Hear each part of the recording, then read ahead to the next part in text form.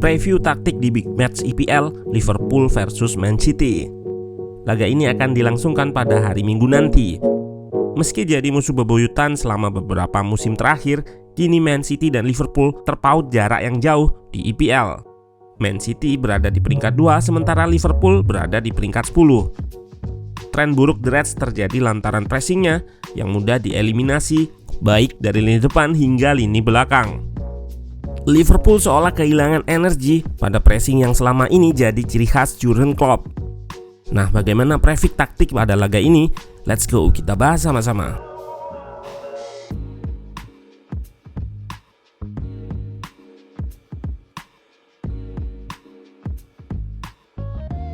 Sebelumnya Liverpool dikenal memiliki pressing berbahaya. Bahkan pressing ini sudah diterapkan dari trio lini depannya. Ini yang membuat trio Mane, Firmino, serta Salah dulu ditakuti bek-bek lawan. Namun, tim-tim yang dihadapi mulai melawan pressing tersebut, baik dari lini depan sampai ke belakang. Dan pressing dari setiap lini Liverpool pun menurun baik dari intensitas maupun keberhasilan pressnya. Energinya seolah menghilang yang membuat Liverpool harus menelan 5 kekalahan pada seluruh kompetisi di awal musim ini. Klopp pun melakukan hal yang cukup jarang dilakukannya, yaitu dengan mengubah formasinya. Mengapa jarang? Karena sistem 4-3-3 yang diusungnya adalah formasi yang proaktif. Artinya mau seperti apapun musuhnya, nggak bakal diubah, dan itu sudah berjalan hingga 6-7 musim. Meski di awal musim masuk Liverpool, Klopp sempat menggunakan 4-2-3-1.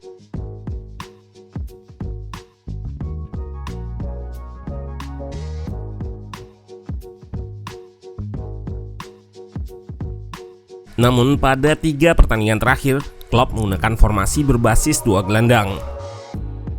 Perbedaan utamanya dari 4-3-3 hanya menggunakan 1 DM sebagai proteksi lini belakang. Kini Liverpool punya 2 gelandang sebagai proteksi.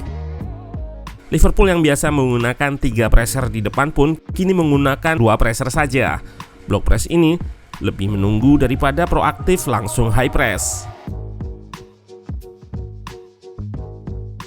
Paling menarik sebenarnya Man City melakukan hal serupa.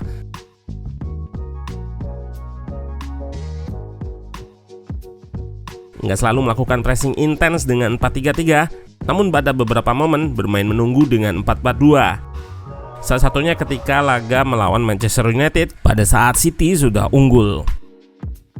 Idenya menaruh De Bruyne di depan bersama Haaland untuk melancarkan serangan transisi cepat atau counter attack saat block press di belakangnya memenangkan bola. Soal De Bruyne sebagai poros serangan balik ini sudah pernah ruang taktik analisis khusus pada video ini.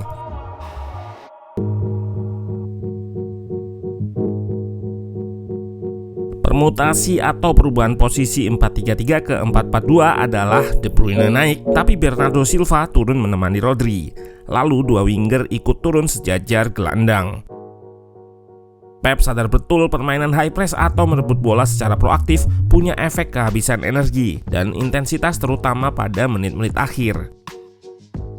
Transisi atau serangan ketika lawan masih belum membentuk pertahanan ini belakangan jadi andalan Manchester City juga. Ini yang membuat Pep punya banyak variasi serangan. Jadi gimana laga ini akan berjalan?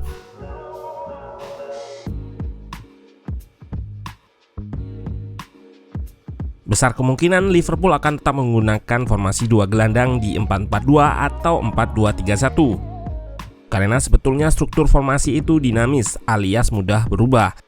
Tapi basis utamanya adalah 2 gelandang yang akan start posisi di depan 4 back. City meski menggunakan 4-3-3, nggak jarang pula Bernardo drop untuk bantu build up dari bawah. Ini akan membantu City lepas dari high press jika Liverpool menerapkannya. PR-nya justru lebih di Liverpool. Dengan energi pada pressing yang hilang, akan riskan menerapkan high press ke pemain City yang punya ketahanan pressing tinggi. Prediksinya Liverpool akan bermain lebih reaktif, namun tetap menggunakan high press pada situasi-situasi tertentu. Seperti pada versus Rangers ini yang dilakukan pada babak kedua.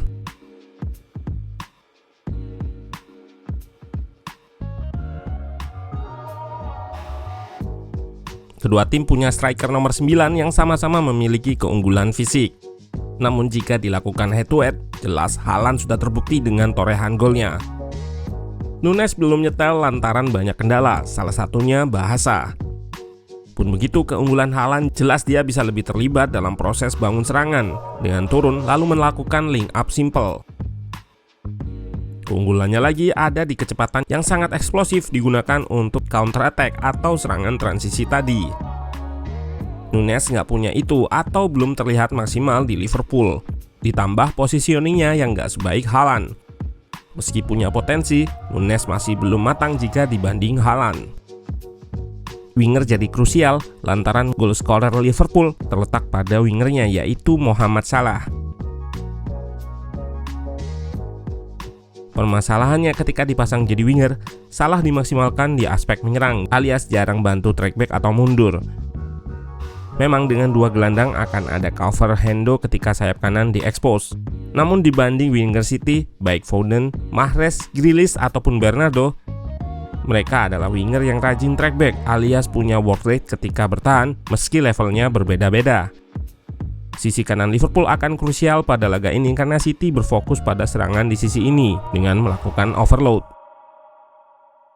Apakah Liverpool akan memasang Elliott? Terbukti pada laga versus Rangers, dia cukup sering bantu pertahanan. Jika nggak mau terekspos, opsi ini bisa dipakai Liverpool dan memasang Salah sebagai striker yang kewajiban turun atau track back-nya nggak setinggi ketika menjadi winger. Man City akan memanfaatkan Cancelo juga pada posisi ini. Musim ini pemain bernomor punggung 7 ini tampil impresif dalam menyerang dengan mencetak 2 gol dan 4 assist pada semua kompetisi. Secara posisi dia akan berhadapan dengan Gomez jika naik ke depan atau Trent Alexander-Arnold. Namun Cancelo sebetulnya berbahaya juga di half space dan nggak terlalu naik ke depan. Hal ini akan jadi ancaman jika winger Liverpool nggak track back atau ikut mundur marking Cancelo. Laga Liverpool versus City selalu menyajikan duel taktik yang menarik. Man City jelas lebih diunggulkan pada laga ini, namun faktor tuan rumah akan jadi suntikan tambahan bagi Liverpool.